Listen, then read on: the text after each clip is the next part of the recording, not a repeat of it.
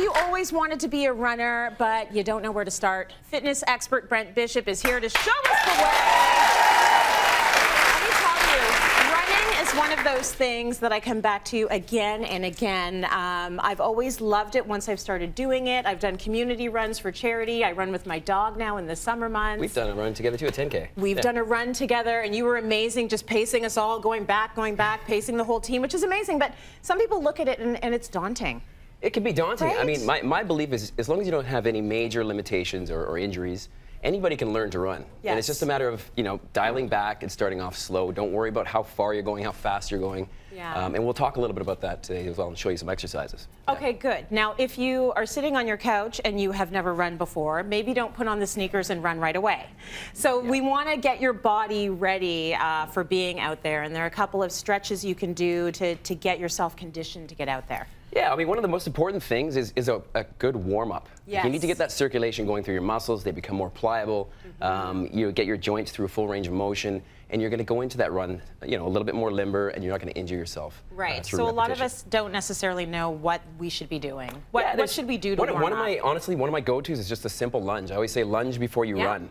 And so we'll go through a lunge stretch. Sure. So if you face that direction. Yep. Yeah, you're going to step back with your right leg. Okay. Yeah, and then you're going to take your right arm and you're going to reach across, and then take your left arm and reach across your right hip. Yeah. And this is so you're where gonna I feel it all the realized way I down. didn't check if there was deodorant under my arm. You're good. You're good. She's clear. It's okay. Okay, And good. then you just step back out and repeat. So come back to neutral position and repeat. The joy of television, guys. Yeah, that's a good stretch. And what am I doing so here? you're activating obviously your legs, your quads, hamstrings, glutes, but you're also stretching through all those flexors, which tighten up quite a bit through running, right? Absolutely. Okay, that's a good one. Yeah. So that's number one. Number two, which I always do, is just a general hip swing or leg swing. Yes. So you can hold on. You can be my fence to hold on to. So if you're outside, you can hold on to a fence. And just back and forth. So again, you're stretching hip flexor and hamstring as you come forward, right? I like to do that Not too one aggressive to start. before I do any of my leg workouts as well. Your hips get really you just feel tight. loosened up. Mobility's a big thing. 100%, especially as you get older, right? Yes. Okay, so you have to loosen them up. Okay, so that's warm up.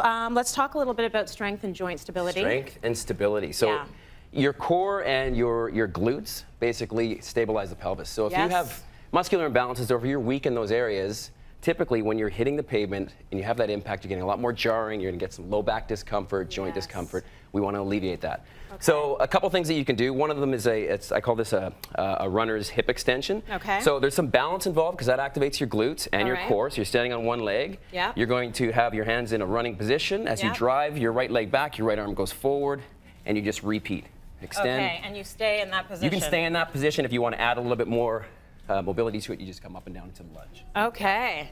But again, a lot of stability you're working on, knee, ankle, hip, all the things you'd be using with running, and it's a great sort of prep and strength exercise for that. Yep, I can feel it already. There we go. What else do we have for stability? Number two, actually, I'll use a resistance band for this. Sure.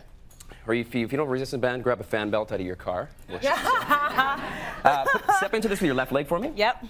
So right above the knee joint, and again, I'll be the anchor point, but you could use any type of band really, as long as it's not too tight. Yep. And just put it around a banister or a fence or wherever. You're going to step forward with the lunge with the left leg, and you're going to step on an angle. So step laterally away from me. So this one? Yeah. Yes, exactly. Yeah, come back again and try to keep that back knee a little bit more bent. So you're emphasizing heel pressure. Okay. We're firing that glute because I'm pulling her in this direction, so adduction is required. Yep, I can feel it in both glutes actually, to be quite honest with you. But this is a good one. So this is loosening you up.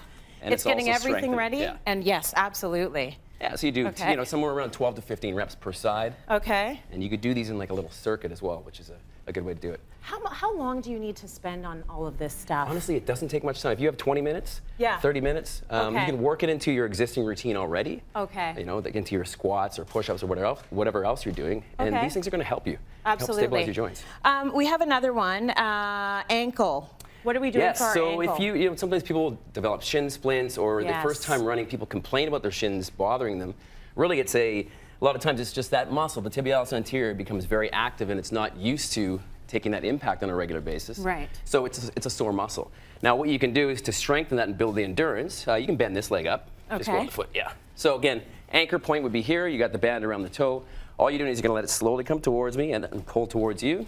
And again, we're activating that muscle tibialis anterior, right in the front of the shin. Yeah, I can feel it. So this, along with your standard calf raises, like just going up and down on your toes, can really help alleviate things like shin splints and that lower leg discomfort. This feels so good. Yeah. Oh, I love it. Okay, so this is what I want to know. For all of the people that you have trained, when you see them start running, what is the biggest mistake that people are making? The biggest mistake is too fast. Too fast. They're starting off too fast. Okay. I mean, you know, I always say just don't worry about the speed. Yeah. Start off with a walk run. Like if you are a beginner, doing 4 in 1, so a 4-minute walk, 1-minute jog. Yeah. Maybe it's only 30 minutes of jogging, or 30 seconds of jogging. Sorry, not minutes. 30 seconds. 30 seconds. So do you know how I started running? It was in my parents' basement on their treadmill. Yeah. I would watch Oprah, and during the commercial breaks, I would run. And then when she was talking, I would walk. That's the same principle right there. At some point, after weeks of doing it, I found I was running beyond the commercials. Yeah. I could still do it. Yeah. And then that turned into a 20-minute run, which turned into a 40-minute run, which turned into an hour run. Exactly. And that's exactly how it happens. I mean, the body's amazing at adapting to what you provided, right? The stimulus you provided. So it's start off slow where you're comfortable, and then you're going to want to go a little further, and you might not even notice you're going further 100%. until you kind of reflect and say, wow, I'm not walking as much. Do that with Cityline, guys. Just run during the commercial breaks, and then stop when I start talking. Okay. We may actually have the Cityline challengers, maybe talking them into doing a 5K. Okay, and you're talking me into it as well, so Absolutely. I might join you. You're already in. I'm already in. Okay, well there you go.